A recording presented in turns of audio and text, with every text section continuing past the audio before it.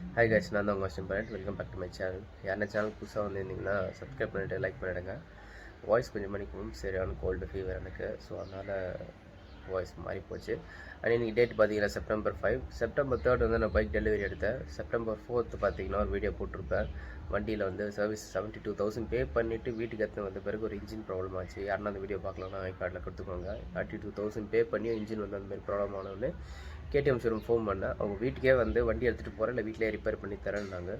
So இன்றைக்கி வந்து அவங்க வந்து வண்டியை வந்து ரிப்பேர் பண்ணாங்க. ஃபுல்லாகவே இன்ஜின்லாம் கழட்டி வண்டி ஃபுல்லாக கழட்டிட்டாங்க.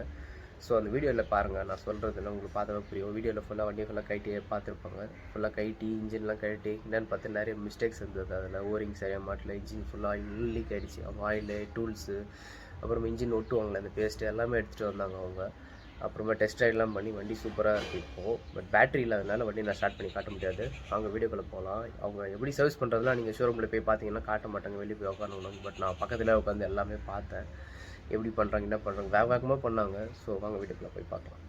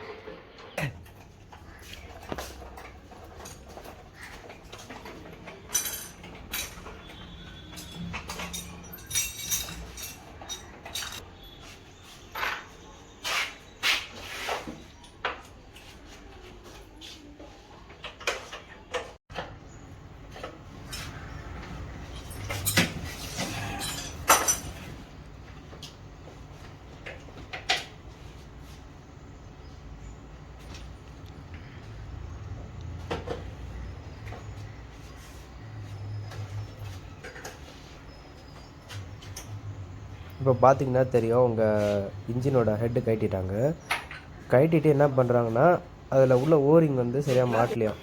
ஸோ அந்த ஹெட்டு தனியாக கழட்டி வச்சுட்டாங்க பாருங்கள்.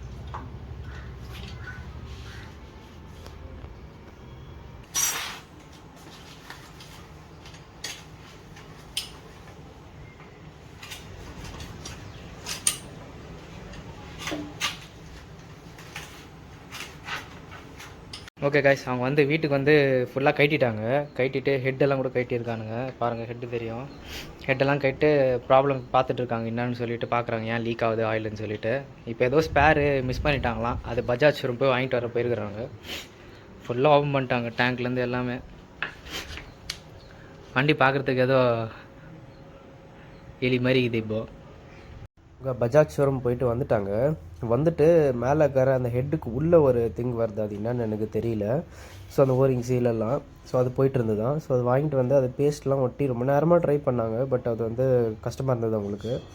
அப்புறமா எப்படியோ அழகாக வந்து அவங்க கரெக்டாக வச்சு மேலே அழுத்தி ஃபிக்ஸ் பண்ணி ஸ்க்ரூ போட்டு போல்ட் பண்ணாங்க. ஃபிக்ஸ் ஆகிடுச்சு.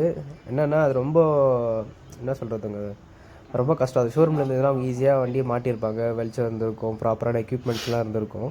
பட் இவங்க என்ன இருந்தாலும் எல்லாத்தையும் அதை வச்சு சமாளித்து சூப்பராக ஃபிக்ஸ் பண்ணாங்க. எல்லோரும் நினைக்காதீங்க இதுமாதிரி எல்லோரும் வீட்டுக்கும் வருவாங்களாம் இல்லை. அவங்க அது வந்து நான் 72,000 பில் பே பண்ணி வண்டி ரெடி பண்ணியும் வந்து அது ப்ராப்பராக ஆகலை. அதை அவங்க ப்ராப்பராக டெஸ்ட் ரைட் பண்ணலை. ஏன்னா வந்து அவங்க டெஸ்ட் ரைட் பண்ணியிருக்கணும், இன்ஜின் வந்து செட் ஆச்சா ஓட்டுனதெல்லாம் அவங்களாம் பார்க்கல.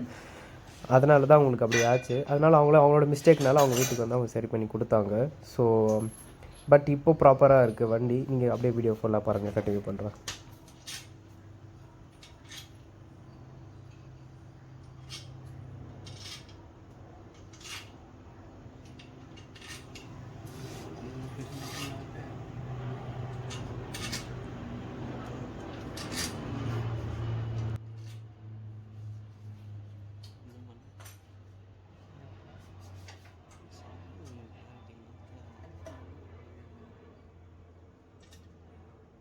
iPhone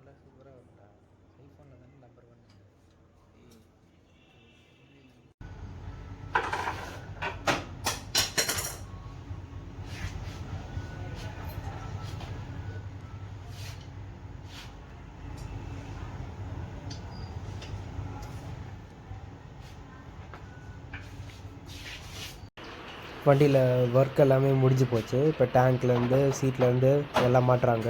அப்புறமா லெஃப்ட் சைடில் நிற்கிறது பார்த்தீங்கன்னா டியூக் 125 நம்ம கேபி மோட்டோ விலாகிறது.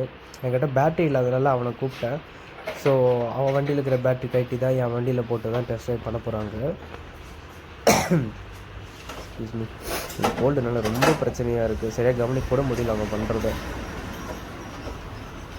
அவங்க பேட்டரி மாட்டிட்டு டெஸ்ட் ரைட் பண்ணிவிட்டு வரேன்னாங்க. அப்புறமா நானும் போய் டெஸ்ட் ரைட் பண்ணேன். பட் அதை நான் டெஸ்ட் ரைட் பண்ணது வீடியோ எடுக்கல. அதான் என்ன கடைசியில் இவன் தோணும் தான்